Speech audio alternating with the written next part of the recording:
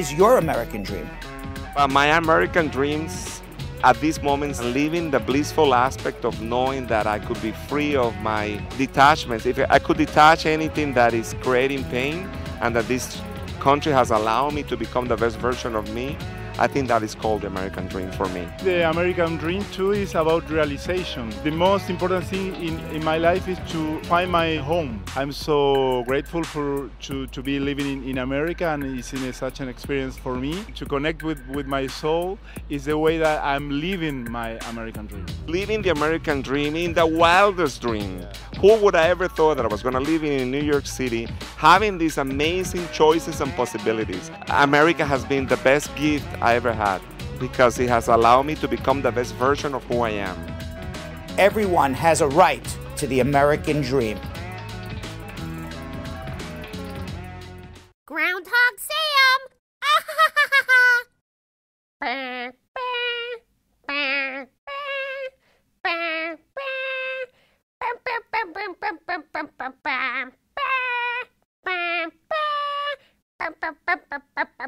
Yeah! Oh, hello everybody!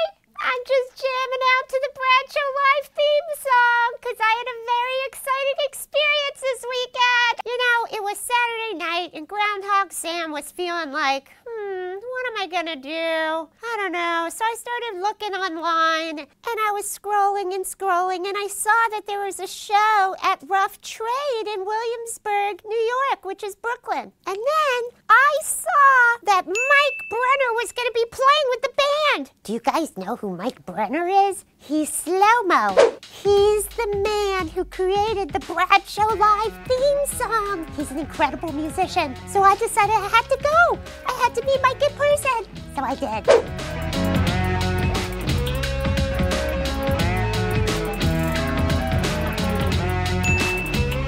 I had one of my first celebrity sightings. It's Mike Slow-Mo Brenner, the creator of the Bradshaw Live theme song. Mike, everybody loves the theme song. You did such a solid for us. Well, thank you very much. Mike played tonight in Brooklyn with a band called Wild Pig. Mike, I really think you guys should think about changing the name to Wild Groundhog. Can you talk to them about that? I will do that right now. Wild Groundhog, I like that. And I could probably be a mascot for you too. I'm sure Brad would let me. Go on tour, yeah. Oh my God, my life would become more exciting than it already is. Yeah, you better be able to hang though. I can hang, Mike. I can hang. I'm the groundhog everybody calls the cool one. Time to get in the van then, let's go. Oh my God, I'm gonna be a groupie for Wild Groundhog. This is so exciting. As soon as I saw that you were playing tonight in Williamsburg, Brooklyn, I burrowed from Manhattan to the borough of Brooklyn just so I could see you for myself and touch you.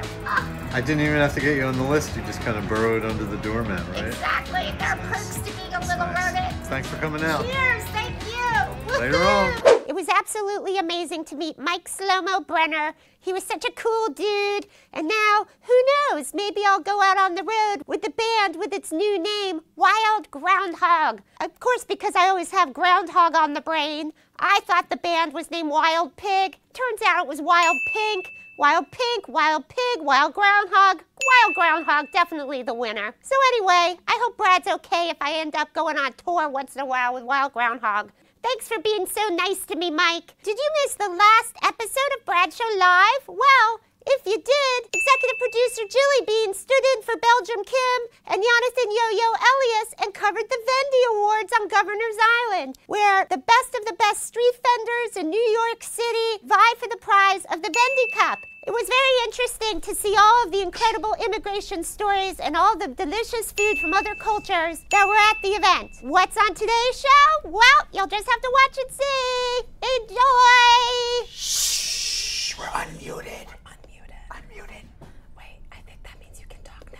Oh, I can talk now. I think hypothetically, yes. Yes, I was getting, Kim and I, Jonathan's been very cerebral today, but Kim and I during the intro, you know, because we're sitting here welcome everybody. It is the Bradshaw Live. You know, I guess I should introduce that. That's what you're watching. So I just assumed everybody knew us. I don't have to say anything, but maybe there's a couple of people that don't. So welcome, this is Brad Show Live. We're going to be answering your immigration questions in 30 minutes. Before we answer your questions, I'm going to spend about 15 minutes saying hello to our friends in the Brad Squad and spend 15 minutes on commentary on news I have not read yet. Then we will answer immigration questions from people I don't know who will be calling. Yes. And then I will be answering immigration questions from Facebook and YouTube. Yeah. Where should I be looking? There. From Facebook and YouTube for questions that I don't know that are coming up. And then I'll take a break from talking. And we'll do a very interesting interview, which we'll get to later. Yes. And then if... You give him a whole rundown. I give him the whole rundown. I'm doing Sam's thing tomorrow is going to be like, is Brad taking away my job? What's going on here? It's my job. Yeah, that's going to be the show. So we are... Uh-oh. I already see something happening. You're not wearing jeans. You're not wearing jeans, are you? Up. It falls right out when he's not out of wearing my jeans, pocket folks. every time. That's the thing. You know what I'm going to do? Lord. You know what I'm going to do? I'm going to put it in between my legs and squeeze. And squeeze real hard. Squeeze real hard. That's where it should be for it not to fall out. Correct. So if you see me clenching my teeth like this during the show, because you're clenching your butt it's because I'm clenching the inner thighs. The inner thighs, so that this thing, I don't want to call it a unit, I don't know what you would call it, this thing doesn't fall all the time and then disconnect me. And it's falling again. This thing is going to be nice and warm. This thing's going to be this very show. warm. That's so sweet. This thing's going to be very warm. It's not even Wednesday. It's a Monday. Exactly. It's not even Wednesday yet. My goodness me, Brad. So, things are falling out and off all over the place. So, by the way, Carol Anderson, the Tiger I See, says, Brad, you sound like Sam. I sound like him, but I ain't not. Sam. Is that a fact that I'm not Sam? It could be a fact. I think it is. You think it's a fact? Maybe not. You never know, Brad. You Maybe said- not. That definitely doesn't sound like Sam. Hey, Brad. What's Sam? Brad. What's Sam? Does that sound like not Sam? It's not bad. It's not too bad. It's not Too a bad bad. Sam. It's not a bad Sam impression. Right. But are you doing a almost Sam impression to throw us off the scent, Brad? Do you think I'm a type of guy that would go to like a hipster bar in Brooklyn to watch a show with a puppet? For a Groundhog Sam segment? Yes. Do you think that's the type of guy I am? Let me hear yours. Did you miss what happened on Brad Show Live? No, you're definitely not I'm Sam. not Sam. You are I'm definitely not Sam. Mystery's over. The mystery over. It is definitely not Kim. Kim, you do the worst Sam imitation ever. Yeah, Brad's is a little bit better than Brad's yours. is better. Brad's is better. Or are we both Sam? Are there multiple Sam? No, there's only one Sam. Put both the voices Only one together Sam. to make Sam. Oh my That'd be God. hilarious. That's so extra. Let's hear your Sam. Let's see, maybe your Oh, Sam. my Sam is. Yeah.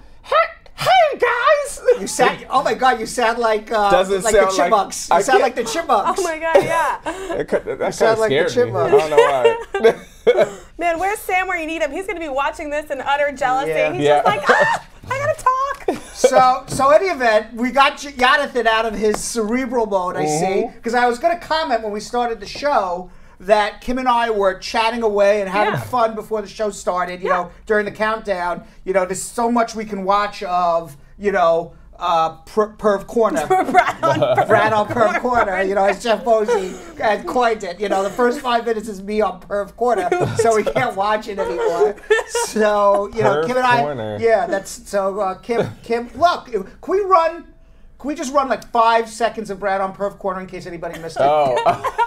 Watch. should Can we do that? upload it. Can we, yeah, there it is. Yeah, that's me on Perv Corner. That's what yeah. So, Hey, that's actually hilarious. yeah, so Jeff Bosey, actually Jeff really Bosey, Jeff Bosey coined it. So Kim and I can't watch it anymore because it's like it drives us crazy. So we talk, we're having a good time, and Jonathan is just sitting there, just staring into space. I go, hey, what's up? Nothing. So then I'm like, all right. And I then, have no coffee today. and Kim and I were having such a good time. We were. Julie Bean said in our ear, shh, the mics are on. The mics are on. You guys tell me not to speak before because I always want to tell you a story like 3 seconds before we I go know, on but air. all right, so tell me your story now. Now you can tell the story. What's your story? Before I we don't say have hello to one. everybody. Well, Before we say hello to everybody. that's the thing is that you drop little nuggets. Right. Right before. You're just like, ooh, I almost hung Oh, well, out. the fact that Cardi B. There it was, is. Oh, yeah. like, There it- Cardi see? B was at a bar mitzvah that I wasn't at. And I had to MC a bar mitzvah in Long Island instead of hang out with Cardi B. So I was Right. pretty So pissed for off. those who don't know, I don't pay Jonathan enough money.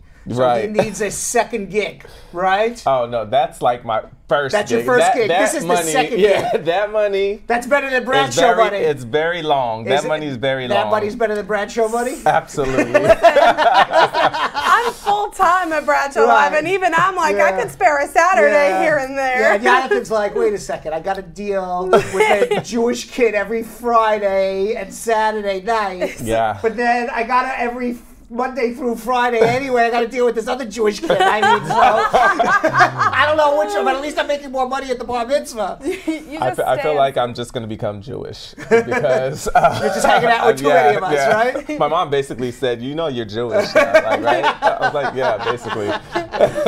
We just have to call the rabbi over to give you a bris. Yeah. That's all. Oh no! Oh, Not no, a well, bris. No bris? No bris. Snip, snip? It's already snipped. Oh, it's already snip, snip? We can't, all right, then we adult- can't snip Yeah. it again. Then we're good. Then we're Wait, good. does an adult bris exist? Yes. Yeah. Oh, when people, God. Those are the worst. when people convert to Judaism and they're not circumcised, it's snip snip time. Even if you. That's really bad. My Yeah, frat it's- brother. That is devotion. My frat brother got his done as an adult, and Is he Jewish? No, He just did it for what? He said, "I want to Why get it would done." you? Why would you do that as an adult? I don't Because know. I was But he went through the worst pain. I'm actually mad at my parents for it. Really? Yeah. Because Why? I'm told by people who are not circumcised that it feels different.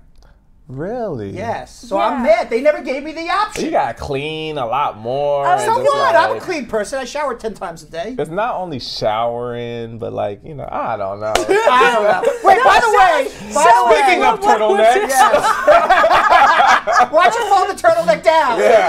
I like how easy it is to clean your neck oh, it's underneath. so nasty. It's the first By time the I wore a way, turtleneck in forever, Mondays too. is now Man Talk Mondays. Yeah.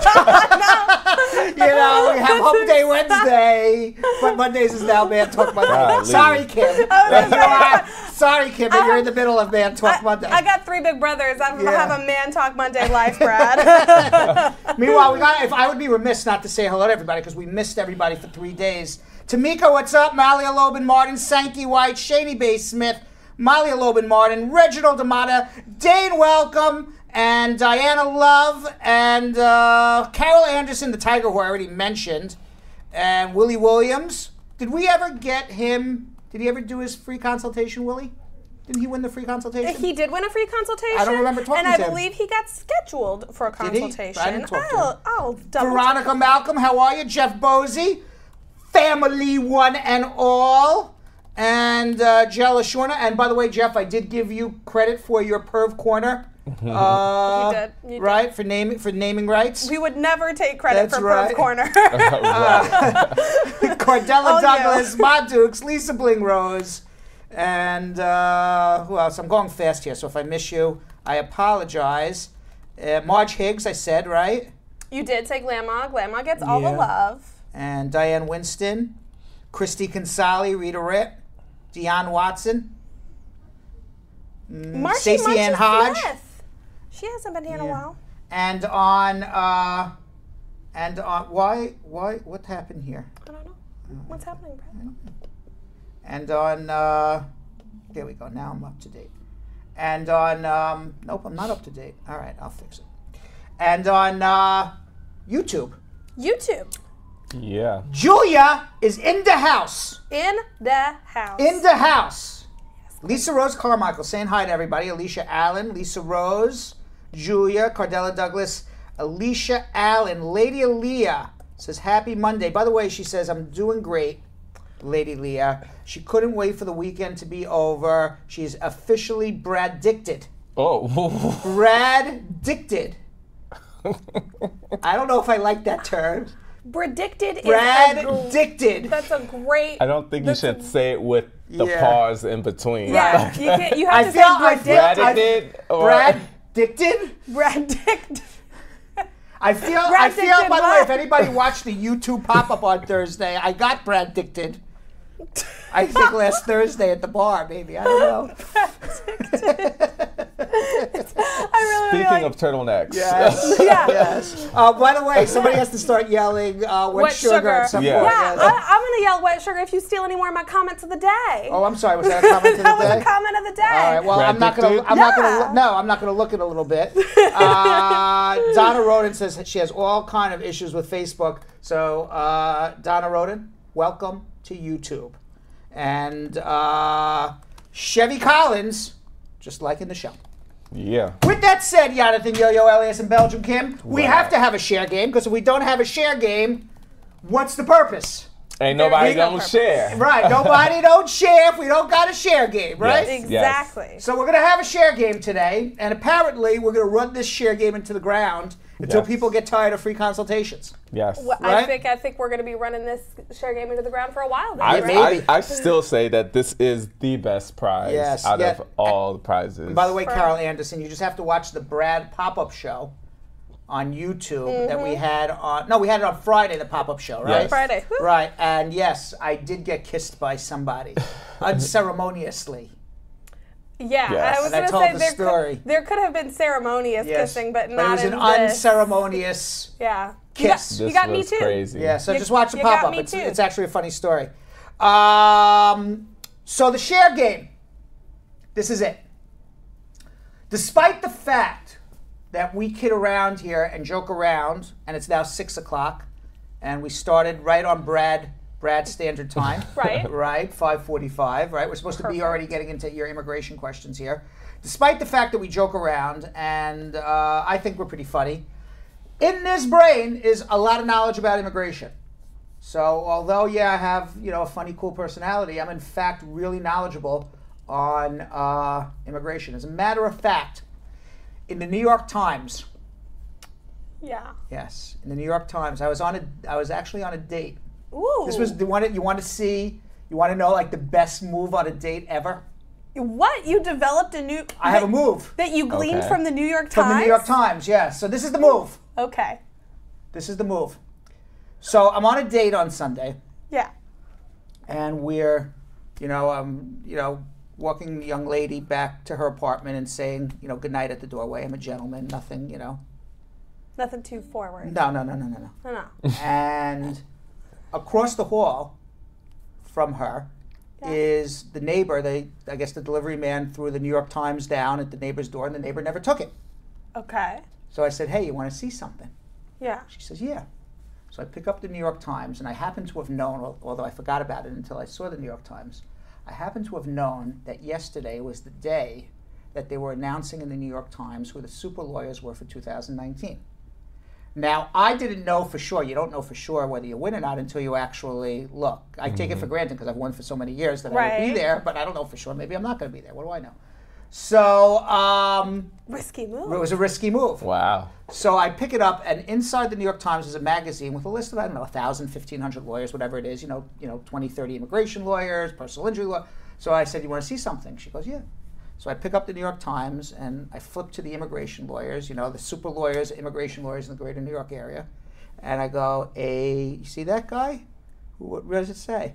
She goes, that's you! That's and I go, yep. She goes, oh my God. She goes, Come on in. no, she didn't say come on in. Yeah. No. Want a No. So I said, here, it's a present. She goes, I'm gonna call my mom and tell her. And she took the magazine and Wow. then, Wow. Yeah. So it was a good move. That's an Is amazing that a good move, huh? Well, that's not amazing. actually a move because we all can't use that move. You can. Well, you can. You can all pick up the super lawyers and say, you see that? That's me. That's Brad my Bernstein." boss.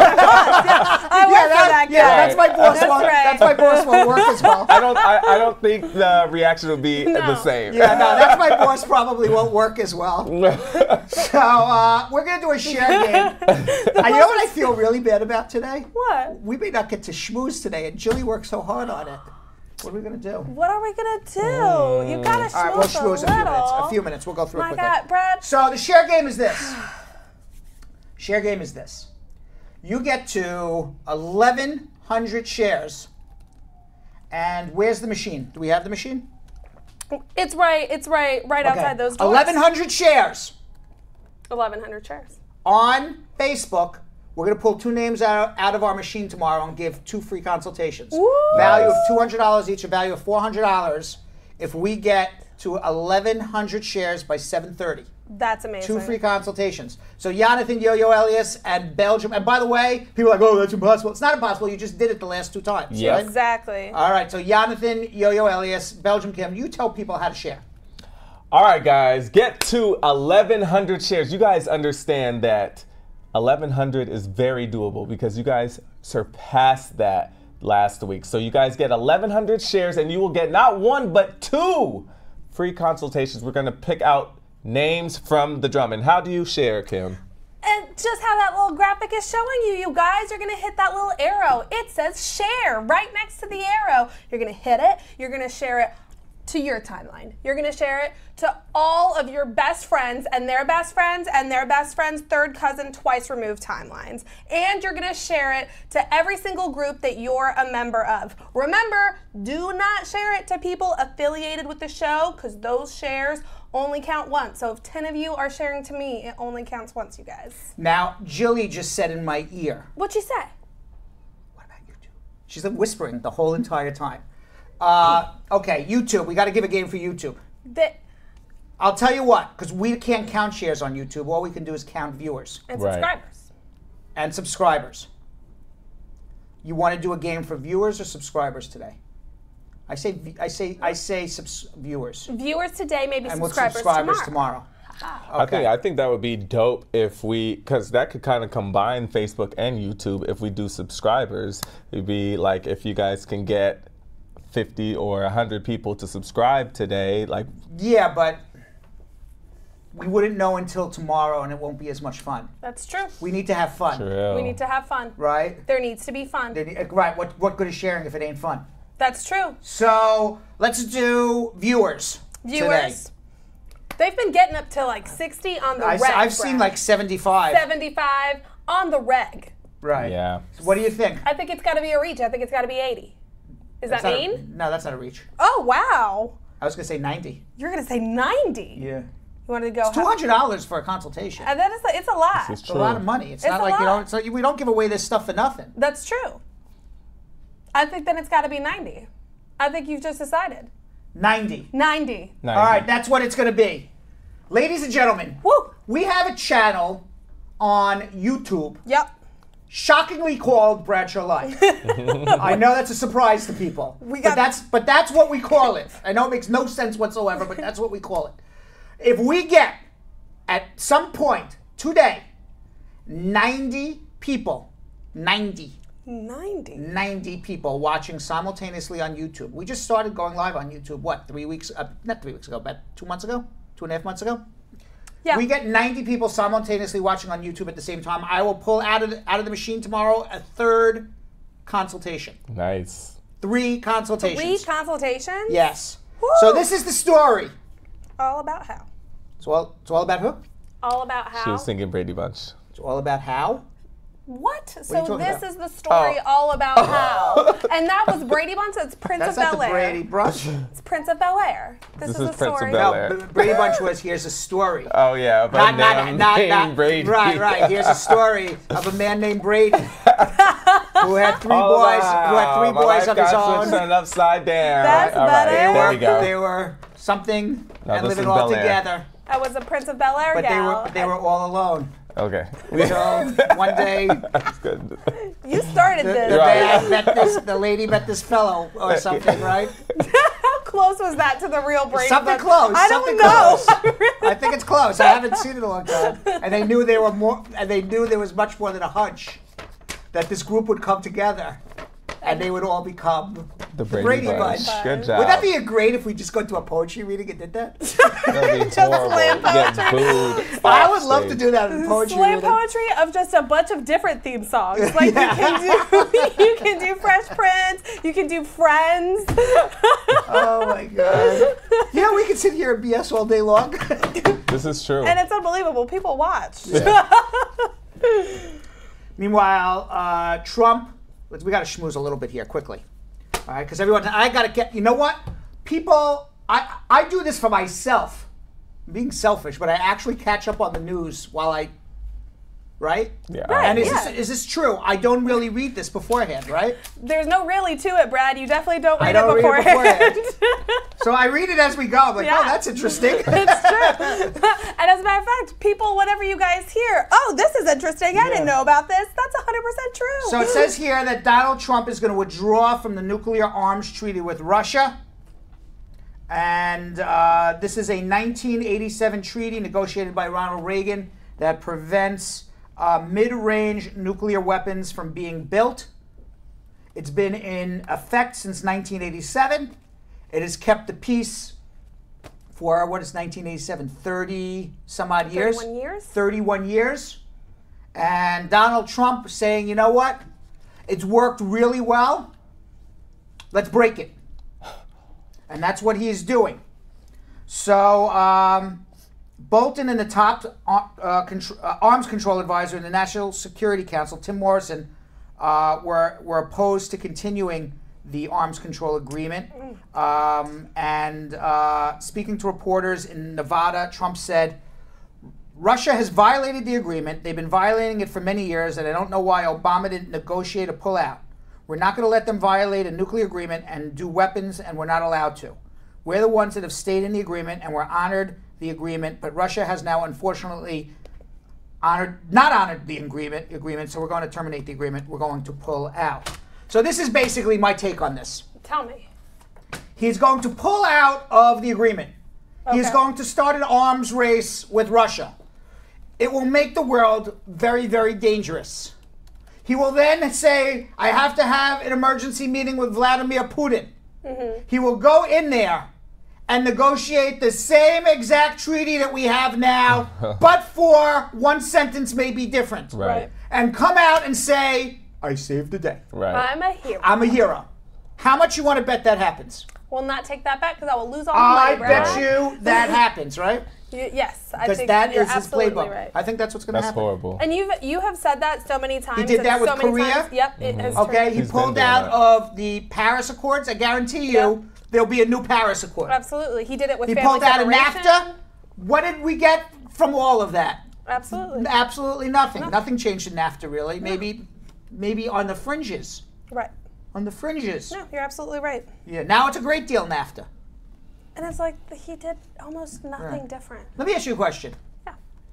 Has the change in NAFTA affected your life in any way, shape, or form? Have you noticed any change in your life? None. Have you noticed that your life is happier because Donald Trump pulled out of NAFTA, freaked everybody out, and then renegotiated a better deal? No. Jonathan, do you see any better living standards for you because Donald Trump has made this fabulous new NAFTA deal? No. It's a bunch of BS, the whole entire Absolutely. thing. Okay? It's a bunch of BS. Then gets everybody all up in arms, screaming and yelling about NAFTA. It hasn't affected your life in one iota. And I crazy. guarantee you, it didn't affect 99.99% of the people's lives here Wow. either. Exactly. All right. What else is happening? Trump says he's going to cut foreign aid to the countries that are sending over the migrant caravan.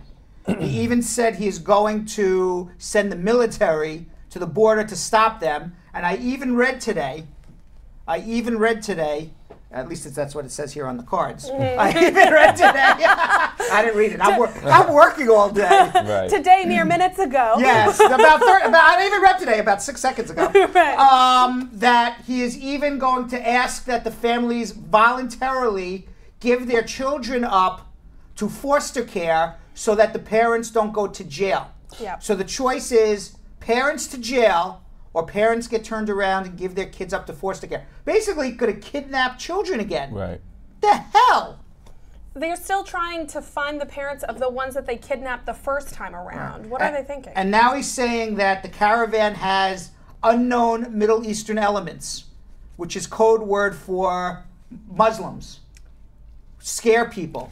Right. And you see the images coming out. You're like, no. Michael Cohen, Trump's attorney. Yeah. He's back in the news. Uh-huh. He is asking the people of the world to vote Democrat. Whoa. Whoa. President Trump's ex-lawyer and so-called fixer Michael Cohen had some advice for the American electorate on Friday, telling CNN, listen, here's my recommendation.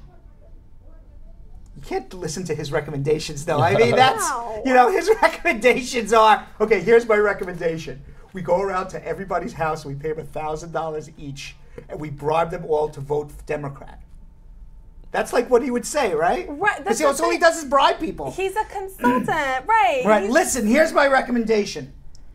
Grab your family, grab your friends, grab your neighbors, and get to the polls, because if not, you're going to have another 6 years of this craziness. Sheesh. Wow. That's from Donald Trump's lawyer. I feel like he's saying whatever he can to get rehired at some point.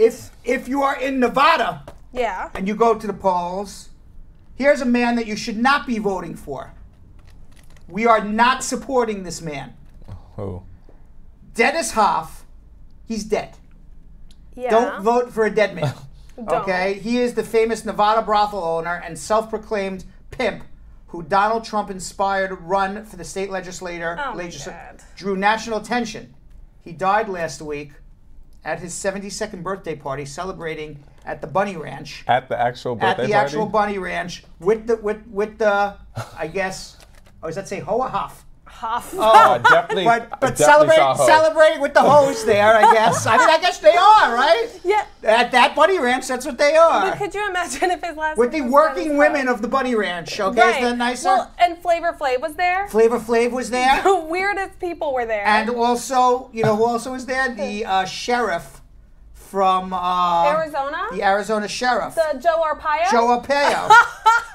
And finally, rounding out, you'll be happy to hear this, Belgium Kim. Rounding out the fabulous group of people coming to celebrate this guy's birthday, Ron Jeremy, a film star. No. What a grouping.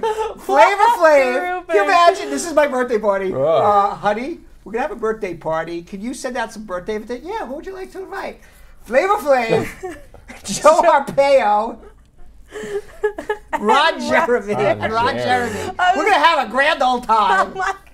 Meanwhile, this guy, I'm going to tell you something. If this was my birthday party, I think I would have died too. I think I would be dead also. I would have showed up and had a heart attack. I was just about to say, I'm like, what happened to Yo-Yo and Kim? I thought I invited Yo-Yo and Kim to my birthday party. I walked in, I saw Joe Arpaio, and I left. Actually, no, I would walk in and see Ron Jeremy. I would have died also. What else is going on here? Let's see. Anything else? All right. You know what? We got to get to the good stuff. The good stuff. Yeah. All right, guys. This is it. Where are we at with sharing on Facebook? So far. The last time I refreshed, Brad, which was at the beginning of the show, we were at 4 shares. And now we're at 74 shares. All right. Nobody is going to be getting free consultations today. Wouldn't it be quite ironic if Facebook gets to 90 simultaneous viewers and they get, I mean YouTube gets to 90 simultaneous viewers and they get the free consultation? Now that is going to be a real good chance for every single person. Wouldn't that be insulting to the Facebook people? That would be shameful to the Facebook people. I can't believe the Facebook people would allow that to happen, actually. I don't think they have more pride than that. They certainly have more pride. That would be pretty bad if they did allow that. Surely. We've got 50 people watching on YouTube right now. They're over halfway there. Facebook, you're not over halfway there. So this is the story, guys. I'm going to be taking immigration questions now at 1-800-529-5465. I'm going to answer people's questions in about 25 seconds or less. However, if you get to 90 simultaneous viewers on YouTube, 1,100 shares on our Facebook page, I will pull out of our machine tomorrow the names of several people who will get a full sit-down, free consultation with me that lasts, 15, 20 minutes. We're going to go through your entire case in a lot of detail. So if you want that, maybe you don't want it. Maybe nobody wants it anyway. But if you want it, start sharing. Share now. Share it to your friends. Share it to your family. Share it to your pastor. Share it to the pastor from the old church you used to go to, but then you switched. Share to your rabbi. Share it to Jonathan Yo-Yo Elias's boss. Yeah. All right, because I want him to get 100 shares alone on Facebook because he screwed Yo-Yo from going to the bar mitzvah of Cardi B. Cardi B's bar mitzvah. So foul. All right. And on Facebook, if you get to 90 simultaneous viewers, and we're at 52 now. They're halfway there. Yep. All right. You can do it because on Facebook we're at 90 simultaneous viewers all the time. That's true. All right, so we're going to get to something we call it your immigration questions, and I'm going to answer them as best as I can. And of course, that still doesn't work. That doesn't work. Did we hear any sound out of that? The music was there? Oh, I think it was. Oh, you know what happened? Was your volume turned down? No, I stopped clenching my legs together, and the thing And your thing fell out. fell out. Typical. Excuse me one You second. stop while you reclench. Excuse me one second. He's gonna. Ooh, did you? You have to go down kind of far. I had to go down pretty hard. We're good now. Damn, Brad. All right. All right. I'm going to answer the questions like this the whole entire night. Right. You can't. I'm going to be like, what's wrong with this lawyer answering the questions like this? Wait, you can't clench your thighs and not your teeth at the same time? It's like one of those things? I'm really not that coordinated. That takes talent. So That much takes a talent. lot of talent. All right, 1-800-529-5465. No, I don't have. I could actually do it. I'm not. I figured. Yeah. All right, Sunny in Atlanta, Georgia. Sunny. Sunny, Atlanta. Yeah. How are you? Hi, I'm good. How are you? Good. What's going on? Yeah. So I have one question regarding immigration. Mm-hmm. So yeah, basically I live in Atlanta, Georgia. So last year in 2017 April, I had caught and convicted for DUI. That's on April, and I convicted on January 2018 this year. And I am in probation right now, and my probation last month would be. Do you have a green card? January. Do you have a green card? No, I am on H1 right Okay. now. So my question is like Generally, apart I'm going from to give you the general rules on DUI and DWI. Generally speaking, not knowing your case, but genuinely speaking, a DUI is not an inadmissible or deportable offense. Generally speaking, in almost any state. Generally, it's a general rule. I would have to look at your specific case. So a DWI is a crime of moral turpitude in almost every state. So, to be I'm 98, without seeing your paperwork, I'm 98% certain telling you you're good. It's not removable, it's not deportable, it's not inadmissible, you're fine. Okay? You want me to be 100%? Have a consultation with me and let's look at the paperwork. Okay. Okay, hold on one second. Let's go to Valerie in Detroit, Michigan. Valerie? Hi, good how are day. you, Valerie? I'm okay. How are you? Fabulous. What's going on? Yes, I'm just calling to ask an immigration question. Sure. Me and my husband, we went on the interview Right. like a month ago, but they ordered him to take back some insurance, but he haven't received the insurances yet. Is there going to be a problem with holding my case up? What do you mean they asked for insurance? What kind of insurance? It's like his insurance that he has, like, for me to be on his insurance. Right. So why they want to see that you're on his insurance is that may be one of many possible things to prove that you guys have a financial relationship together. Not being on his insurance is not fatal as long as you can show you have a financial relationship together. You're both responsible equally or not equally, depending on what your earning capacity is. Yes, because we gave them everything, but only the insurance. So don't worry about the insurance then. It's not a deal breaker. If you have everything else. So after your interview, like, how long does it take for to get a response about your green card? Because it's like a month. In years past, it was right away, but now it's I'm hearing anywhere from 4 to 12 weeks. Okay. All right. Okay. Thank you so much. You're very welcome. I really Best of luck. appreciate it. Best of luck. Okay. Okay. Let's go to Maureen in Baltimore, Maryland. Maureen.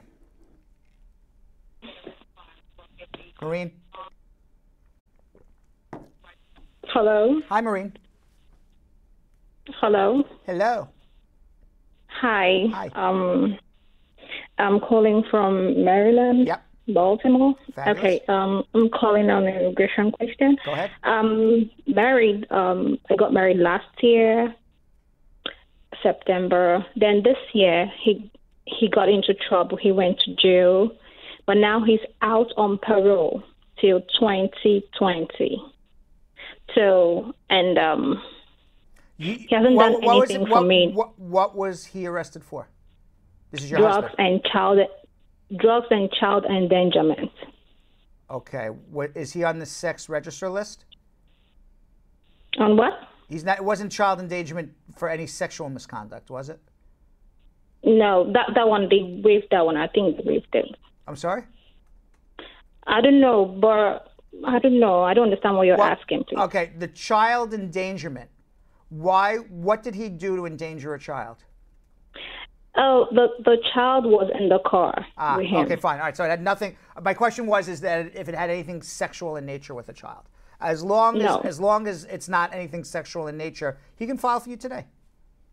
But no, because another thing is that here is where he was caught, they asked him to stay there. Where is he? I'm in Pennsylvania. He's in Pennsylvania, and I'm here. So why don't you move to I Pennsylvania? don't know how. You don't know how? Sorry? You don't know how? You get in the car, you drive to Pennsylvania, you knock on the door, say, "Hi, hubby, I'm moving in. We're husband and wife." That's what you do. So, okay, I have to move in with him. If not, he can file for me, right? He can file for you if you live on Mars. You're not going to get approved unless you live together and have a financial relationship. That's what the rules are. Live together, have a financial relationship, you get through. We have a house. We have a house here. Just that he went you're splitting hairs. You're splitting hairs. All right, thank you so much. No. You don't. Let's have the conversation. I'm just saying you're splitting hairs. What you have to understand, and it's actually, we get these questions all the time, but it's really, really, really very, very black and white.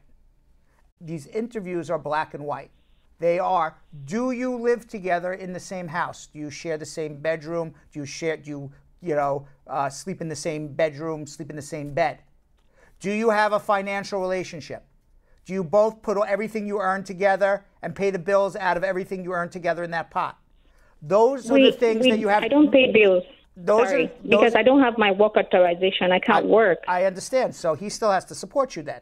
So I'm not saying you have to be equal. But what you have to do is live together and have a financial relationship. So when people call up on this show and say, well, we have a house together, great. So you own a house together. That would indicate maybe a financial relationship together. But you don't live together. So you will be denied. Similarly, you can say, we live together, but we keep separate accounts. I pay my bills, he pays his bills. Well, you're also going to be denied because you don't have a financial relationship together. You need both.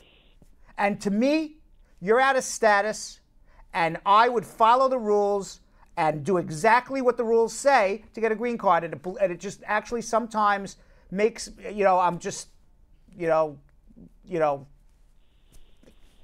my head wants to explode when I tell people, this is exactly what you need to do, you get through. And then they don't do it, and then they come to me, Brett, why didn't I get through? And it's a simple thing to do. So I don't mean to call you out on the carpet, but I just wanted to make it very clear. Now she doesn't like me. Okay. She doesn't no problem. like me. All right, thank you. Yeah, she's like, I'm never calling the show again. Yeah, she hates me. She hates me, this woman. I won't go full on hate. She was unhappy with the very truthful and accurate information you had to give her. That is very true. Go shoot the messenger, Marie. That is very true. That is very, very true. Right, let's see if we can get along with Marie from it's too Salem, close to New the York. other name. Is this Marie? Marie, can we be friends, please, before we start?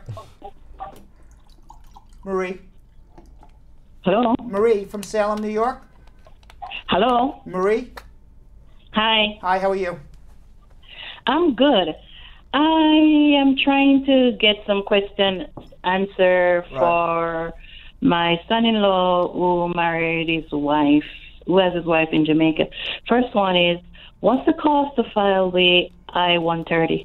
$535. $535.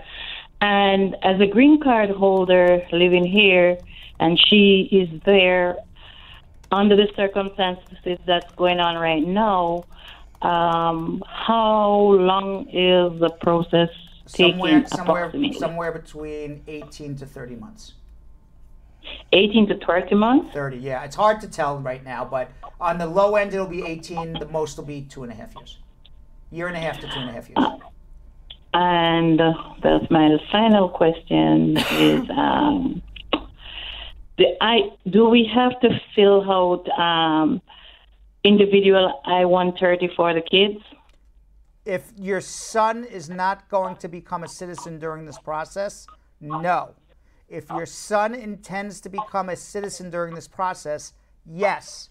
Because once he becomes a citizen, the kids will fall off the initial I-130. If he's never becoming a citizen, then they can be included on the case, and you would just do one. So that's really what would determine it. I am going to ask for that explanation again. You're saying he's a green card holder right now. Okay, so let me break it down for you. A green card holder, when a spouse who is a green card holder files for their other spouse in another country, there's a question on the I-130. What is the name of your children? By filling in the name in that question, those children would be included in the case. So one application would get the wife and all the children. What the law says is that if you are a U.S. citizen and you file for your spouse, even though the question on the I-130 says name your children, they are not included. You have to file separate I-130s for each of the children. So what I am saying is, if you file as a resident and you know in your head you are not going to become a citizen during this process, then you don't have to file separate applications for the children. However, if you become a citizen during this process, the children will, at the day you become a citizen, fall off the case. And then you would have to start from scratch all the way back at the beginning and refile for the children all over again, and that would put the children behind. So, to answer the question, if he is not going to become a citizen during this process, file one I-130. One. If he's going to become a citizen during this process, file separate I-130s for each of the children. Okay. All right. So the children names on the I-130 right now is quite sufficient. Correct. But if he becomes a citizen, you're going to have to file separate I-130s for them. Okay, so that leads me to my next question here. This will be the last one because we have too many people to get through. Okay. Make it a good one. Should we send in the children birth certificates? Copies. Copies. Oh, so along with the wives, we should send copies of the kids' birth certificates? Yes. Should we do the pictures too? No. Excuse me? No. That was the second one. Oh. All right. I gotta go, but thank you, Marie. Okay. All right, let's go to Michael in Indianapolis. Michael. Hi, how are you guys? Hi, how are you? I'm good. My cousin sent me your show, and it's a nice show. Thank you. You know, my cousin telling me about the social media. We're supposed to go to Croatia and plan to go to Greece and Italy next year. He said, I'm not going, Michael. I'm not going to go. I said, why not? Because, you know, his ex-wife didn't put picture in the Facebook. I said, so what? Doesn't really matter. Not everybody have to have Facebook. Right. And he sent me a link about, you're talking about social media. Correct. I understand the people who come to visit somebody for 90 days and they ask, hey, I got a job. You know, they might find them. But you have a green card? You have a green card? My cousin had, but what happened, he divorced 7 years ago. Okay, fine. So this is the deal, okay? He has a green card. No one's looking at his social media when he comes in, generally is looking at his social media, unless he makes an application. Unless he makes an application for citizenship or to renew his green card or something like that, then he would have to be concerned. But you're allowed to fall in love and fall out of love. That's not a big deal. Exactly, that's what I told him. And he told me that with his other friend, he have crime and that any kind of lawyer can prepare some letter to show on the borders to officer because there's a lot of little trained officers. They don't know what they saying and they might put them in trouble. The lawyer can give them a letter and he can show to the officer if this is true or not. Well, a lawyer can write a letter if you have a petty offense to explain to an immigration officer why it's a petty offense and if they're considering stopping him that they would be breaking the law. A lawyer can't say. I see a it. lawyer can't say my client has 10 pounds of cocaine, but let him in anyway. You know. But you he's know not what? allowed The most important thing is when he was married before his ex-wife messaged him, "I miss you," when he was married. I don't know if there's going to be issue. Nah, no one will. You know what? Lots of people miss each other. Doesn't mean he was in a real relationship. Exactly. Good. Great show. Keep All right, doing, thank guys. you very Good. much. Thank you. All right. Bye. All right. Samuel in Detroit, Michigan. Samuel. Yeah, Samuel. What's up? Yeah, I'm okay, sir. Good day, sir. Good day. Yes, sir. Yeah, I don't have much to ask, though. I just have let's take, for instance, I have my first green card, and I'm waiting for the second one. Is there a question Did you in get here? me? Yes, I'm listening to you. I'm just waiting for the question. We gotta move it a little. Move the question on. Let's go. So all right. So let me ask this question. Let me ask you the question, and then we'll get to the bottom of it. I was trying to be polite and let him talk, but it'll go forever. So so you have a 2-year green card. You're in the process of applying for your permanent green card. You got your 2-year green card through marriage, and your question is what? My question is that I took classes at a community college by my house, and I paid. The classes were supposed to be I was supposed to pay $730 for the classes, so I paid $400. So, and I was supposed to pay $330. So I don't know if all it's right. Whatever your deal is with the college has no effect on removing the conditions of your permanent residence. Zero. When you go to remove the conditions of your permanent residence, there's one issue and one issue only, nothing else. And the issue is this a bona fide marriage? Has nothing to do with did you pay too much to the college, too little, you owe them, you don't owe them. Means nothing. All right? Just do you and your spouse live together and have a financial relationship? Okay, right. And I heard that the president was saying that if you ever benefit from the government, and I'm sick now, I'm supposed to go to the The president has put The president has put a regulation in to make affidavits of support more harder to file, meaning that if you're a green card holder or a citizen getting public benefits, you may not be able to, support your family member. That has nothing to do with removing the conditions, which is what you're doing. And 2, those regulations are not in effect yet. And if they do go into effect, okay, and if they do go into effect, there's going to be a lawsuit right away. So it's going to be a long time before that actually becomes a reality. Hold on. One second. Go ahead. Can I use my Medicaid card? Yeah, why not? You got a green card. No, my Medicaid card. Yes. Medical card. Yes, you have a green card. You can use it. You're entitled to it. Because I'm hearing that when you benefit from the government, or you are owing the government, or you file taxes and you are owing, it's going to be a problem. The only problem that you have is, do you live with your wife, and is it a real marriage? Nothing else as far as immigration is concerned. Nothing else. That's it. Hold on. You need help. We got to move on. That was a whole consultation in of itself. Oh my God. That's what it's been today. Yeah. Whew. Remember, you guys, you have the opportunity to win 2 free consultations if we get to 1,100 shares. Was I tough on Samuel? Were you tough on Samuel? I don't think so. Lisa Big Rose was like, take it easy. He's sick, man.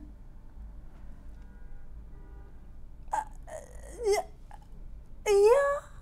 Just a bit. You want me to call Samuel back and apologize? Get him back on the phone. I'm going to apologize to him now. Did you feel like you were? No. But then people tell me I yell at them a lot. I don't feel I'm yelling. Today people are kind of feeling some type of way. Marina, whatever her name was. It was funny. It was funny because the other day someone said, "Brad, you're yelling at me." I go, "What are you talking about? I'm not yelling at you. I'm just passionate about what I'm saying, but I'm not yelling." I said, "You don't know what yelling is." You know what? I get that comment all the time too of like somebody's like, "Stop yelling at me," and it's like I'm just passionate. Exactly. That's the problem with people like us, Brad. They confuse. It's just passion. It's just you guys. passion. It's I wasn't doing anything to Samuel. I want to help the man. Melissa in Trenton, New Jersey. Hello. How you doing? I'm doing good. Okay. My question is, I'm from Guyana. I'm here on my third visit to the United States. I met my boyfriend on online dating, so I'm currently here with him for the third time. So my question is, he wants me to get married here instead of going. He don't want me to go back because he's going to miss me. So he wants me to get married here and let me stay.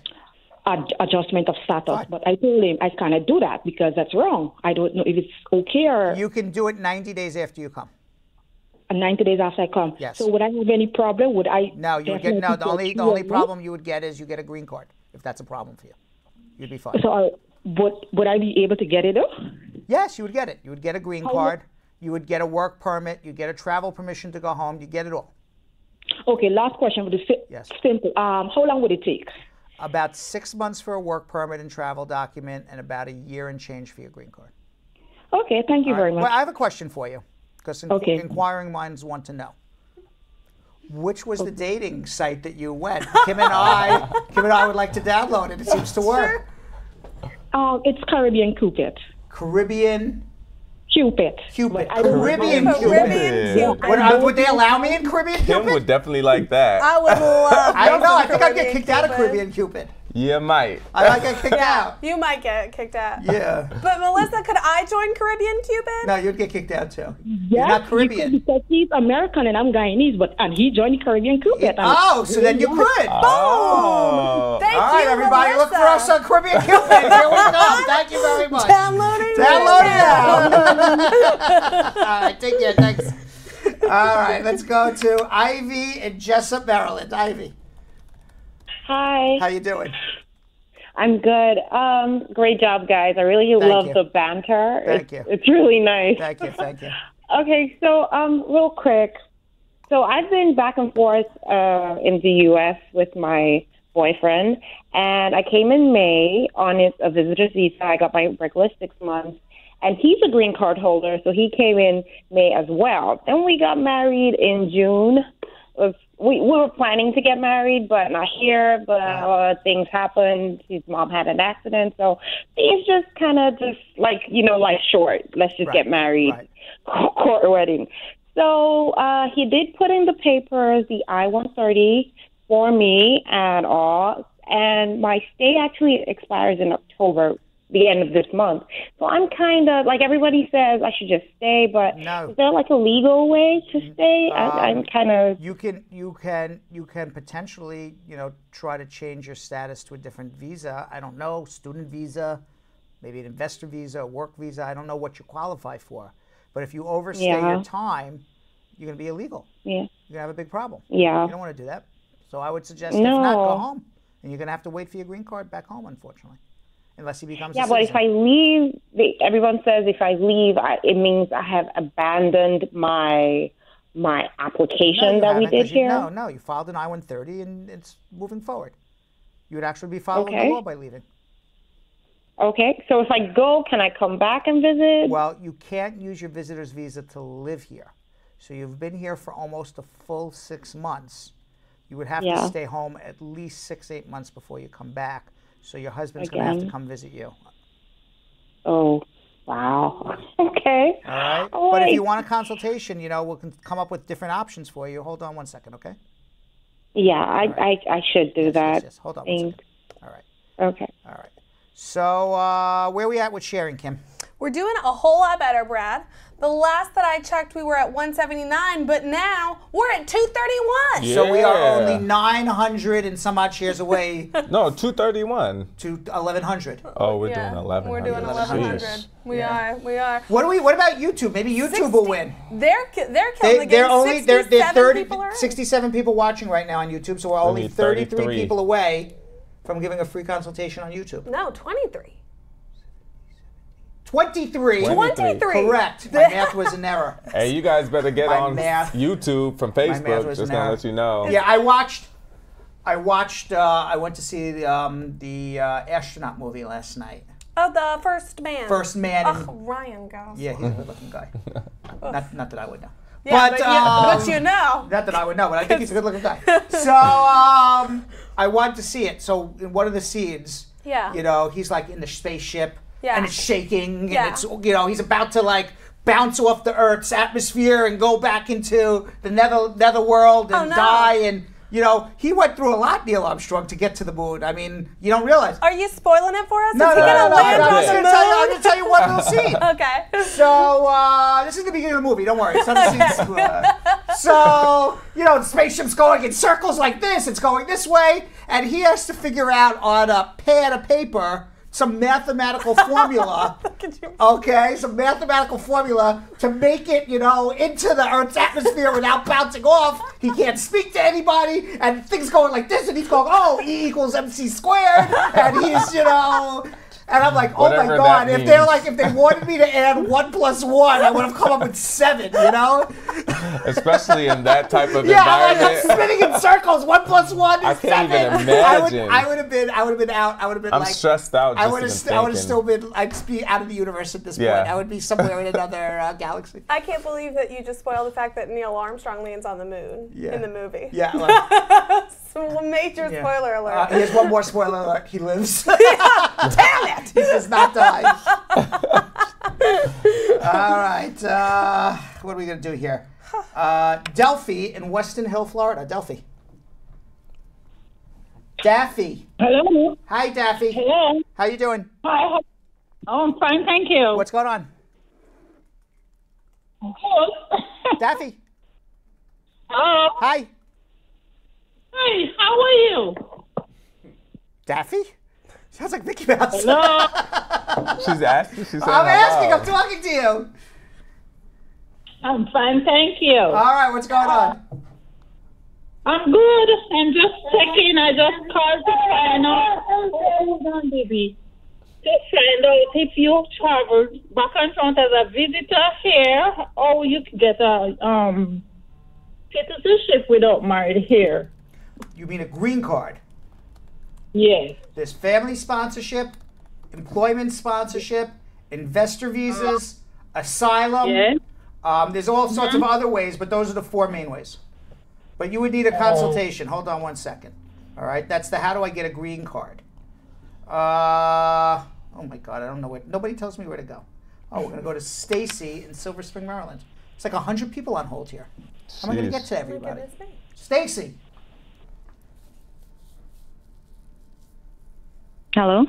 Hi. Hi. What's up? Good. Hi. My question is for a friend. He filed an I-130 petition for an adult child a couple years ago. His priority date is 2012. Since here, he got a request for additional evidence to prove the relationship because the name didn't go on the child's birth certificate until she was an adult. And he wasn't married to the mother, obviously. Right. So what he sent back wasn't sufficient. They sent a denial letter giving him 30 days. They didn't request a DNA, but he did a DNA after he got the denial, and he was told by the DNA center that the results would go off before his deadline, which was October 20th. But he didn't get to sent off until today. So can he still... Will they deny it because it's late, or? Well, you told me it already got denied. No, he got denied, but he was trying to appeal. Sorry. He was trying to appeal with the DNA to show that it is his daughter. As long as he did it within the time frame, yes. As long as he took... but the time frame to appeal was it's not an appeal, 20th. not appeal, it was an RFE, a request for further evidence, is my guess. And as long as they took his blood and his daughter's blood before the 20th, that's all that matters. Okay, great. All right. So, but that is not listed on the answer that he got back, the results that he got back. The date is not there Okay, but there's going to be a record. Don't worry. Okay. Right. Oh, they'll check the record. Yeah. Thank you. All right. Okay. Where to go? Eeny, meeny, miny, mo. Catch a tiger by its tail. Let's go to, if he hollers, we go to Alan in Honolulu, Hawaii. That doesn't rhyme, though. Alan. Yeah, hi. Hey, how are you? Honolulu, Hawaii. Not bad. What's going on? Yes, sir. I always look at you guys for YouTube. Thank you and the team. Thank you so much. Sir, I have a question, please. My wife, she had a green card based on married, and I filled for her the I-75-1 removal condition. Right. And I was checking the online system. It's always say it's moved to a local office. Mm-hmm. But I was surprised a couple of days ago. Say it's moved to other office, and they send a letter in the mail explain why. Is that a normal procedure? It generally would be done because they need to even out their workload. So it's possible it got sent back to the National Benefits Center, and they'll either send an approval and they didn't want to interview you, or they'll send you for more documentation and then send it back to the local office. But generally, no, that's not what happens. I see. But I wouldn't so overly worry about it. How's Honolulu doing? You know, you weren't affected by the volcano, were you? I know. It's in the Big Island. We are kind of about 30 minutes away. When they sent out the notification last year that there was an incoming missile, did you freak out? Well, you know what? It was kind of nothing in the radio. It's only in the phone. Right. The fire never worked out. So it kind of was weird. Right. So, but yeah, a lot of people did. Yeah, yeah. If I got that, I would have been like, I don't know what I would have done. But that always freaks me out thinking about, like, what would I have done? Swim. Well, yeah. All right. All right. Take care. Thank you. All right. All right. What are we going to do here? I think we need to get to social media check-in at some point. At some point. Right. At some point, we need social media check-in. Right? Gotta give the people what they want. Yes, give them what they want. Yeah. All right, so this is the time of the hour where I'm going to attempt, never having seen any of your questions ahead of time. As a matter of fact, I might as well be blindfolded, right? You might as well be. Right? I'm like a magician. Right? I have never seen anything. I've never seen these questions before in my life. I don't know who is going to. You know, it's very funny. Yeah. We interviewed somebody today because our show's getting bigger. We need more people. That's right. And the question was, how do you get your calls on the show? And because the person who was interviewing thought that all these calls were like set up. That we were, it's like set up calls. Setting up screeners. Right, yeah. And I said, make a good show, that's how. Right, and I said, this is how I do it.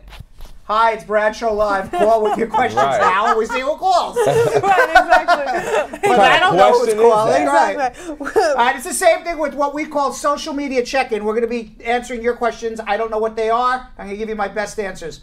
Social media check-in. That's what we're doing now. All right, for our first one, we have Michaela Bernice Payne. She says, hello, I have a nephew that's an international dancer and they compete here in the USA and will be back next month to defend their title. They were 2017 grand champion and his visa is valid to work here in the USA while he's here. What visa or process does he need just in case he wants to stay here permanently? Well, if he's winning championships, he sounds like he has some sort of really good ability. Whether he can self-petition himself for as an extraordinary ability alien, it's possible. That would be in the EB1 category, or somebody with exceptional ability in the EB2 category. So certainly there are ways if you have won championships and you were a critical member of a team that won a championship or an award, your name is Googleable. It's very possible that you can do self-a-petition like that. So we would need to actually review his documentation and see. YouTube is getting close, Brad. They were we're at 11. 81. We're 11. By the way, I think YouTube, if anybody wants the free consultations, they should just go over to YouTube right now at Bradshaw Live, because once we get to 90, we know at least one free consultation. I don't know if we're going to get all the shares on Y'all Facebook. better go to YouTube right now. Yeah. Right now, and comment. If you don't comment, we won't know that you did this. Right. So comment on YouTube when you go see. Correct. Haha. Aha. All right. We've got a question from Eric who said, my friend wants to petition me with an R1. Can I know how long the petition process is? A friend cannot petition you for an R1. It will be forever. An R1 is a religious worker, somebody who is coming to the United States to work for a church or a mosque or a temple in a religious capacity in which they have some sort of theological underpinning and education in that religious capacity, and it is their life's calling. That is not a friend who sponsors. That is a church, a temple, a mosque. You don't get sponsored by a friend. All right, we have one from Jocelyn Lim. I came to the U.S. on a J1, and I have a 2-year-old. I have a 2-year rule on my visa, and I applied for a waiver. I received all the documents, but the waiver division, they only received 2 documents. I'm legally married now, and my passport is expired, and my visa. What should I do to get a legal status? You have to repeat that. Yes. I'm sorry, I totally spaced out. I saw it. You saw that happening. I saw it out of my peripherals. Yeah, I was like, ooh, he's going to raise. I was giving instructions to. So what happens on a live show? You know? It's a live show. See, we told you he's not prepared. All right, Jocelyn says, I came to the U.S. on a J1 and I have a 2-year rule on my visa. I applied for a waiver. I received all the documents, but the waiver division, they only received 2 documents. I'm legally married now. You cannot do anything. The answer is on a J1, I got it now. Okay. All right, you have a J1, you need a 2-year home residence requirement. You cannot file an adjustment until you get the 2-year home residence requirement waiver from the State Department. So if you're missing documents, they don't have documents, they only got 2 documents, you need a lawyer to move it along. Bianca said, could cousins be petitioned for to come to the U.S.? So can a cousin petition for a cousin? No cousin petitions. No cousin petitions? Yes. All right, beautiful Jean Sambula. By the way, we're 8 away on YouTube. Yes, you guys, keep it coming. Okay, beautiful Jean Zambula. I'm a permanent resident here, and since March, I applied for my 2-year-old son. He is in the Foreigner. And a month later, they sent me a receipt number and where the case will be processed. But they have not sent me anything else. 7 months have passed and nothing yet. Excuse me, you have to ask it again. Because people don't understand what to do. Okay. 1 second. We have to stop the show for a second. I got to type. People don't understand what to do. We're gonna break. And he always does it on the longest question. That's true. That's true. It wasn't the cousins filing for cousins one. That was cousins filing. I could have answered that though. That's true. I had to give a WTF there. A WTF? Like people don't know what to do. Wait, these days. where's your emoji when you need it? Don't worry about it. Let's go now. All right, okay. go back again. Beautiful Jean Sambula. I'm gonna ask this again. I'm a permanent resident here, and since March I applied for my 2-year-old son. He's a foreigner, and a month later they sent me a receipt number and where the case will be processed. But they haven't sent me anything else yet. 7 months have passed and nothing yet. How long till I have to wait? I don't know for sure, but it should be about 9-10 months. They're taking a long time now. Mike on YouTube said, hey Brad, I'm a U.S. citizen and my wife is Filipina. My sister is my joint sponsor for my Filipino wife. They did not ask for a credit report on the affidavit of support, but one of the requirements is to send 6 months of recent check stubs. On my joint sponsor's check stubs, it shows that payments being made to bankruptcy, and after bankruptcy takes their payment from my joint sponsor, she doesn't have much money left, but on her gross income, it's way above the 125%. It's a net income, it's not the gross. Ah, so that's the question, is this going to be a problem? It's a problem. You need a second affidavit of support. 2 away from 90 on YouTube. Yes, you guys. 90! Where? 90. I don't see 90 on YouTube. 90. I just saw it. I just saw it. I have 90. I got 84. Sorry. I have 90. It says 90. No, it's based on how I look at it. Look, well, I'm going to help you guys out. Look, it says 90 I don't right see any there. 90. I Look see at 80. mine. Oh, I see 90 now. There we go. I try to help y'all out. Congratulations, Good job, everybody. Well done. All right, so we're going to give away 1 free consultation. Okay, Yes. now, To everyone who commented on YouTube? Everybody. To everybody. Okay, now. Make sure you comment. If we get to 110 simultaneous viewers on YouTube, we'll give a second one. Woo!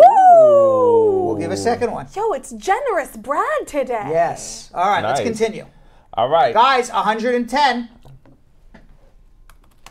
Okay, Nanda.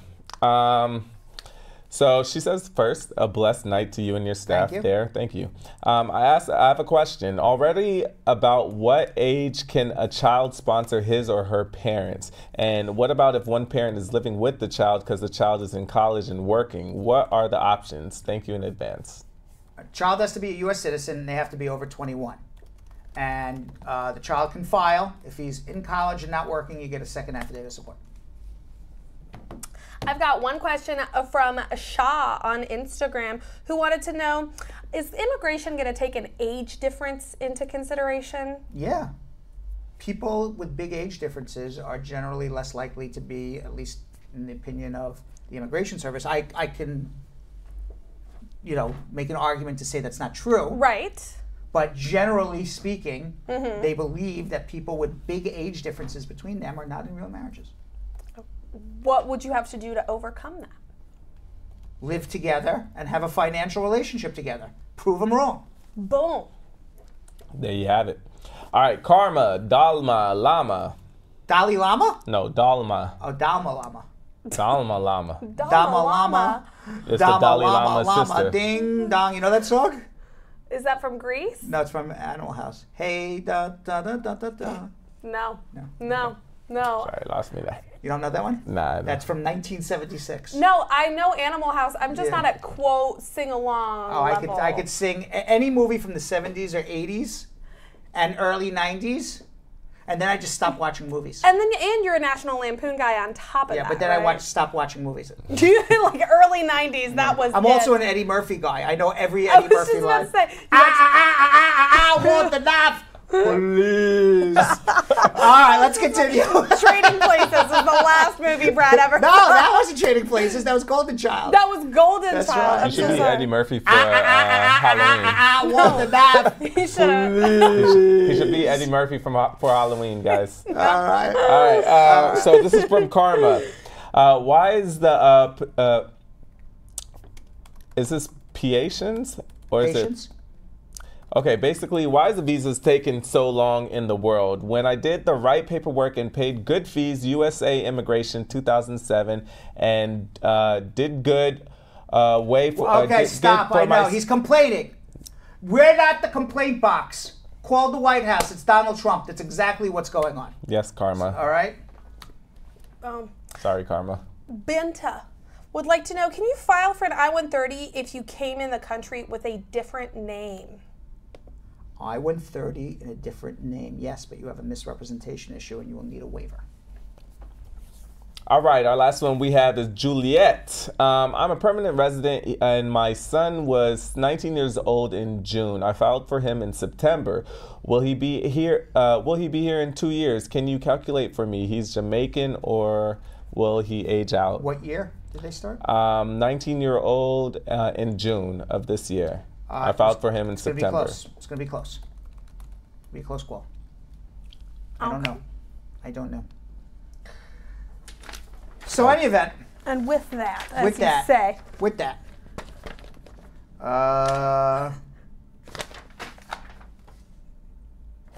We got unsure Brad right now. Got it. All right. I had to do my math. I'm spinning around in circles. You're no astronaut. It's okay. I had to do my math there, all right? All right. Danita in Prince County, Maryland. Danita.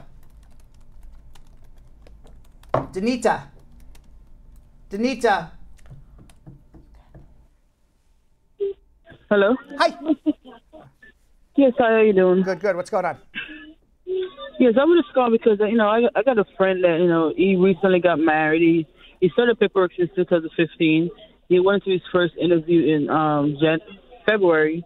Then he went back for a second interview with his actual wife because they wanted more documentation. Right. But they didn't deny them. What they did, they told them that, they were still, reviewing the process or whatever the case may be. But it's been 7 months now, and still yet no response, no email, no phone calls, Yeah, nothing. they probably don't believe it's a real marriage, and they're gonna probably Hello? they probably don't believe it's a real marriage. They're going to investigate it, and ultimately they'll probably be called back for a second interview. Okay, so what's the best thing to do now? Do I, should Get we a good still lawyer. wait? Get a good lawyer to follow up. Don't wait. Hold on 1 second. That's what you do. Hold Okay. on. All right, let's go to Anthony in Queens. Anthony. Hello? Hi. Yeah, hi. I got a question. My mom petitioned me here as a American citizen, and recently take a food stamp and SSI. So he gonna affected my case? Not at the moment. Maybe you'll need a second affidavit of support. If the rules and regulations change, yes, but that's not the laws right now. So at the moment, no. But they take everything into consideration, and you should get a second affidavit of support. And also, should be a current my petition, but the thing is they don't have a record. So we are requesting already the POEA, something like that. POEA? Yeah, POA, something. A disposition? No, to request wherever you have a Police- record of police- immigration or something. A FOIA, Freedom of Information Act request. Yeah. FOIA. All right. How long are you gonna get it? Because I'm waiting It takes for over like a year. 5 It takes months. over a year. Over a year? Yeah. Oh man. All right. All right. Hold on. Thanks. All right. Let's go to. Oh, he didn't want to hold on. Alice in Allentown. Alice from Allentown. Alice from Allentown. Everybody is like delayed. That's been happening all day. Give a call somebody. I hear Alice. I Alice, think are you they're there? listening to the baseball game. Yeah. Hold on. Alice, we'll come back to you. We're going to come back to you, Alice. All right, let's go to RJ. RJ. Hello. Hi, Good night. how are you? Good night. Good.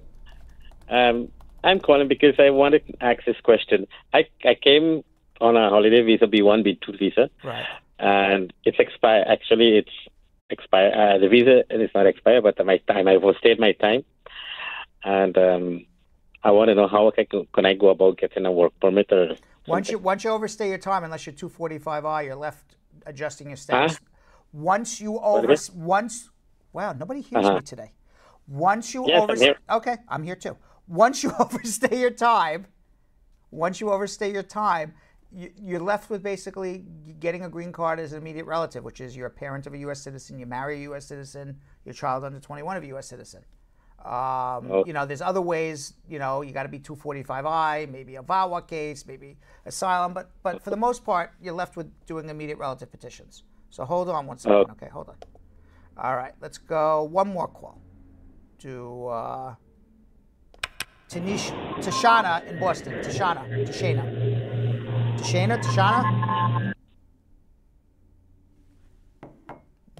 Nobody. All right, let's try Joyce in Pittsburgh. Joyce. Hello. Hi, yes. Joyce. How are you? I'm good. What's going on? Yes. I have a problem. I came here on a B1, B2 visa. I overstayed my time, and I'd like to know what I could do. That's basically, I want to get a green card, and you would need to have a consultation with me. I can't figure out how to get you a green card in 30 seconds. So hold on 1 second. Let's go one more call. We'll do Mohammed. It's just one of those days. Yeah, let's try Alice again. Alice. Yes, I'm here. How are you? I'm good. Yourself, Brad? What's going on? Brad, I'm calling for my friend because her English is not very good. She's having a panic attack. Why? Yeah, because she came here with a visa way back ago. So she got married and everything went well. She had her green card. But I think the mistake she made was when she had a green card now over 10 years. So she put in her citizenship. But she said somebody told her because when she was coming from Africa, she on her paperwork she did at the other side. She said she was married, but she said it was just customary married. Like the one we do back home. Okay, so now she's scared they're going to say she's. So now she's scared that maybe that is going to come up. And okay, it will come up. It will come up, and she's going to need a lawyer, and she's going to have to prove that she did not make a misrepresentation. She was married under customary law, but certainly was not married legally. And it didn't went to the court system. She may have a problem. So she has every right to be freaking out. So now she already put in the 400. So what she need to withdraw? You should call me immediately and we'll discuss it. Hold on. Oh, okay. Yeah. All right. Hold on one second. All right. All right. A while back, Belgium came in. By the way, where are we at with Sherry? 346, and we're not winning there on 346. They're not winning on Facebook. Nobody wants the free consultation. But if we get 12 more people watching on YouTube, y'all can definitely get it. We'll get a second free consultation. They got to 103.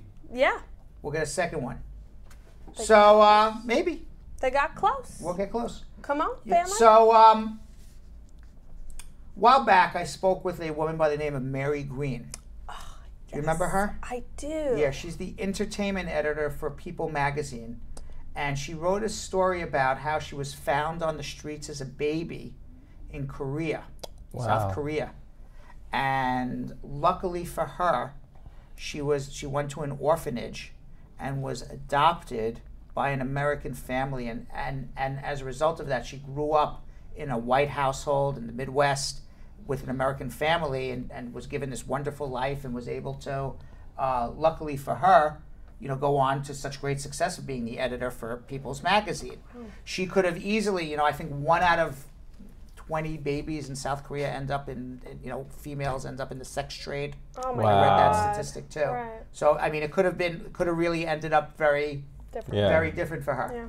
Yeah. So she spoke with me earlier this year, and her story is so incredibly poignant that we decided to show it again. Let's watch. So this is a true American dream story. We're going to be talking with Mary Green. She was adopted as an infant from Seoul, Korea in 1969 by parents in Mason City, Iowa. Mary is now the entertainment editor of People magazine and was recently featured in the magazine in a piece titled "Coming to America Saved My Life, a People editor's immigration story." Mary took time out of her very busy schedule to join us today to discuss her personal immigration journey. Welcome, Mary. How are you? And thank you for coming on our show. I really appreciate your time. Hi, thank you very much. It's great. So you had quite an American dream story. I mean, your life, by just happenstance, could have changed completely different. You may not even be alive today, let alone living a completely different life. And here you are, a successful woman here in the United States of America. Tell us the story, Mary. Let's get right into this. Tell us the story. How did you come to America? What happened? Sure, absolutely. Well, in 1969, in October, to be specific, my parents, adoptive parents, had already been approved and were going through the process to adopt a Korean infant, which back in 1969 was still very progressive. And these are white Caucasian Americans in Iowa. Absolutely. I was found shortly, a couple of days after birth. It was actually in the doorway of an abandoned building. And someone heard me. I was apparently blessed with incredibly strong lungs. Thank God. And, absolutely. They called the police and they took me to the hospital where I remained for a few months. I was very tiny and very sick. So apparently you were birthed at home or in an apartment, but certainly not in a hospital, and you were left and abandoned, and you don't even know how long you were abandoned in that hallway, but thank God you were found, and then you ended up being hospitalized for months. Is that correct? Absolutely. In fact, by the time my parents adopted me in October, I was 9 months old. I only weighed 12 pounds. So, I mean, Did you consider the average. Did your parents know they were getting a sick Korean baby? What was going through their minds in terms of picking you? Do you know? I asked them that several times, and really the only thing they said to me was, we always knew we had more love to give. And rather than having more biological kids, the 4 oldest are biological. They had biologically. They decided to adopt. And they heard about the need for children to be adopted from South Korea. And, you know, so they decided to embark on that. They didn't really specify whether the child should be healthy or not. I just ended up coming down with a severe staph infection, and the orphanages and with being overrun, they didn't have the medical care to give to me. So I was actually rushed in the final weeks to the United States so that I could get proper medical care. You know, thank God for your parents. You know, listening to not only, you know, being discovered in a hallway and then being sick with a staph infection and not having treatment options in South Korea, being rushed to the United States with weeks. I mean, you were on edge your first probably year and a half of whether you would even make it and be alive. And, you know, I wonder how that makes you feel as you live your life now, knowing that you were given, you know, by God or by your parents or whatever you may believe in, this second and third lease on life. I've always grown up very thankful, very grateful for having all the opportunity I've had. And granted, I came to the United States when I was only 9 months old, so I didn't really know any differently, but I was always acutely aware of how fortunate I was. And I don't know why, but I've just always had this feeling then that things would be okay. Oh, yes, that's me the day I became a citizen. So how was it growing up in Iowa? I guess you were the only, not only being the only Asian child in the family, you may have been the only Asian child on the block or in the whole town, for all I know, in 1969. How did that make you feel knowing you looked different? There were times when it was challenging, you know, in the 70s, growing up in a relatively small town in Iowa. There were certainly incidents of racism, and it can be challenging. You just don't see people who look like you, so you don't necessarily have the same kinds of role models. But having said that, I will say that the choices my parents made with their friends and certainly with my family, I was very fortunate in having people who cared, you know, around me. And then I remember when I was growing up, among my friend group, they stopped seeing you as Korean or as being any different because I was just Mary. So I think that also is a great lesson for people, that gradually, you know, they do see you for you. And so I was always very fortunate. I also grew up being acclimated completely to Caucasian culture, so I was very comfortable. And to this day, I'm very comfortable in traditional, you know, probably more so than Korean culture, I would assume. Yeah, I think the first time, in fact, really, it was on assignment for People magazine, was the first time I really got to explore parts of the Korean American culture. How'd you get to People magazine? A few years after I graduated from college, I actually decided to move to Chicago, and while I was there, I started calling around to media outlets. People magazine actually let me come in off the street, and I started to read through newspapers, suggest stories, and when I was in there, I said, I will do anything you need. And at the time, serendipitously, they needed some assistant help. And so doing anything means starting on the bottom. Oh, yeah. I cleaned offices. I made Christmas cards.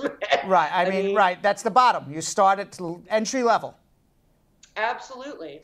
And basically, I just stayed and gradually they sent me out on an assignment and everything, and I got hired on full staff, moved to New York, and since then have just worked my way up and had this amazingly fortunate career. What exactly do you do there for People Magazine now? You've worked your way up through years and years of work. Tell us exactly, what does a project, entertainment project editor do?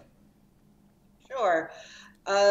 Basically, if during award season, let's say we're going to put together a portfolio of the Oscar nominees, that would fall under my purview. So we do a lot of special programs and things where we will go to the Toronto Film Festival, and we'll have a studio there for video and photography, etc. We'll have like hundreds of celebrities come in, and that would fall under my purview. So you get to meet a lot of cool people, right? I'm probably the least cool person you're speaking to all week. So what's like the coolest people you've met in the last couple of weeks? In the last couple of weeks? Yeah. One would be Oprah. Oh, I mean, that's right up there, right? And then some of the TV stars like Mandy Moore just had the upfronts, where the TV networks announced their new shows for the fall. That's really cool. You have a very cool job. You get to meet all these cool people. So now let me ask you this question, because People Magazine is all about celebrities and famous people. How did your story end up in People Magazine? Well, actually, the day that the travel ban was first initiated or first signed into executive order, I wrote a post on my Facebook page just telling my story, which I had never done before. I was offended by the travel ban.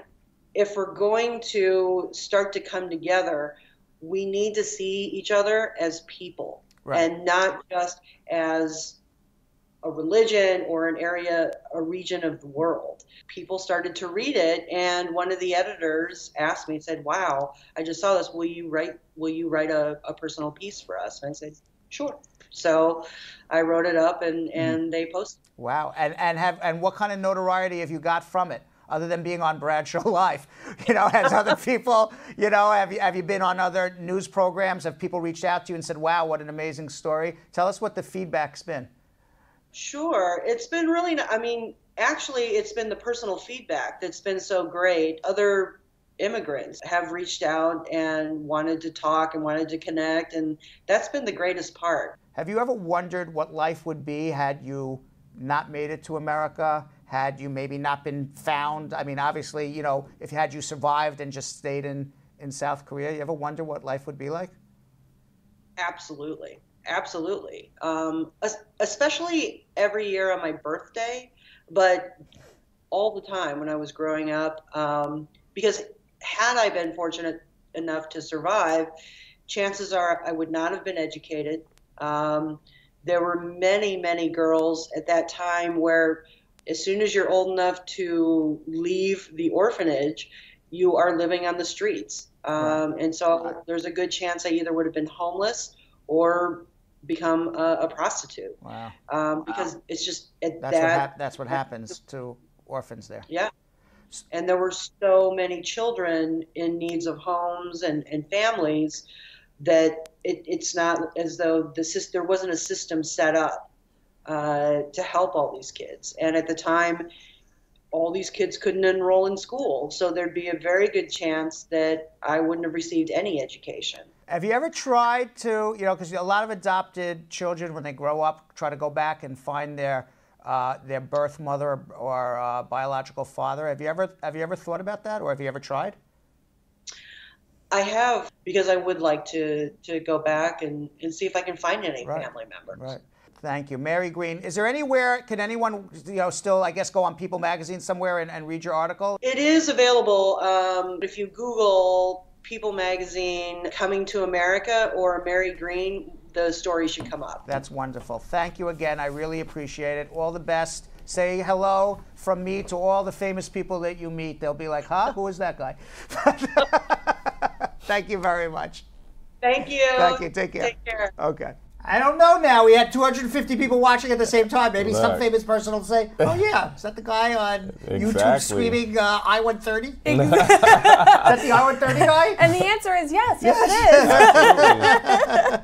Never sell yourself short. All right. So with that, who won what today, Kim?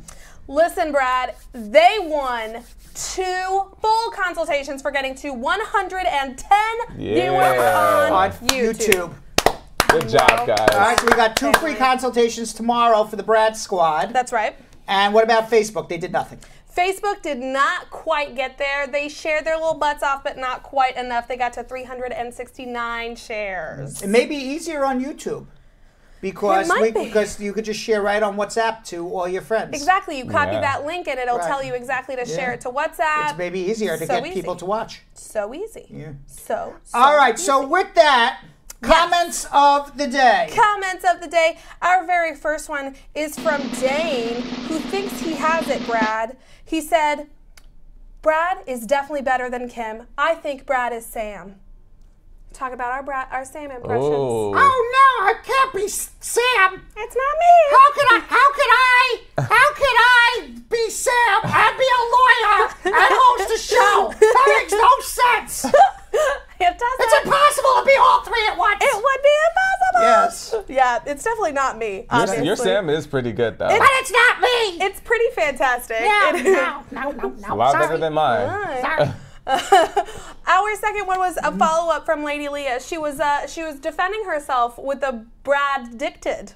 Oh yes. She said, "No, Brad. It's like Bradiversary. Brad addicted for addicted to the show. Bradicted. My head was in the gutter. Always. My head was in the gutter. Yeah. I've been Brad. I've been Brad-dicted. What? Like, typical. No. That's I'm Brad-dicted to the show. Always. And look, people are setting me up on dates here. Every day is Hump Wednesday. Right. And you know what? We even got some more dating advice. What? Caribbean Cupid. Oh, Caribbean Cupid. Yvonne Steele. I can't go on a date because I'm going to be very busy on Caribbean Cupid now. And Yvonne Steele said, thanks for the information because I'm looking for a husband. Oh. Nice. Yes, Queen. Y'all just gave like free advertisement. Yeah, Caribbean Cupid. All of a sudden, their stock's going up huge right. now. I was just about to say. Just because of Brad Show Live. We'll be waiting for our sponsorship, Caribbean Cupid. Right. Our faces on the front of the Brad Show Live, brought to you by Caribbean Cupid. If we become the faces of Caribbean Cupid. No, the only one who maybe Jonathan. Right, it's not too far-fetched. I'm sure Kim has had enough Caribbean. Yes, that's true, Kim. Caribbean Kim, food. you've had more than enough Caribbean food, right? You've had Caribbean sausage. You've had Caribbean. What else have you had? I've had Caribbean jerk. You've had some Caribbean buns. Tons of Caribbean jerk. A lot of jerk, huh? Yeah. Oh my God, so much jerk. You could be the face of Caribbean Cupid. Maybe. What else? What I'd do. What else? Lisa Blink, these are perfect segues into these, by the way, because Lisa Blink said Brad's always telling it like it is. Full 100, take it or leave it. Yeah. That's a fact. And then finally, on a slightly more serious note, we've got Denisha, who said, not even floods can keep me away from you guys and this show. You guys light up my life. There is major flooding happening in Trinidad right now. And she still made it. And she still made it. Look at that. Look at that. Oh, we're praying for all of you guys. Well, be safe, Denisha, and thanks for watching. We love Denisha. Thank you all for watching. We will see you tomorrow at 5:30. So, Sam, as part of the production, we have to say this disclaimer at the end of the show. Do you mind reading it for me? Okay, but you know, Brad, I have to do everything around here. It's bad enough I've got to remember everything that happened on the episode from the previous day.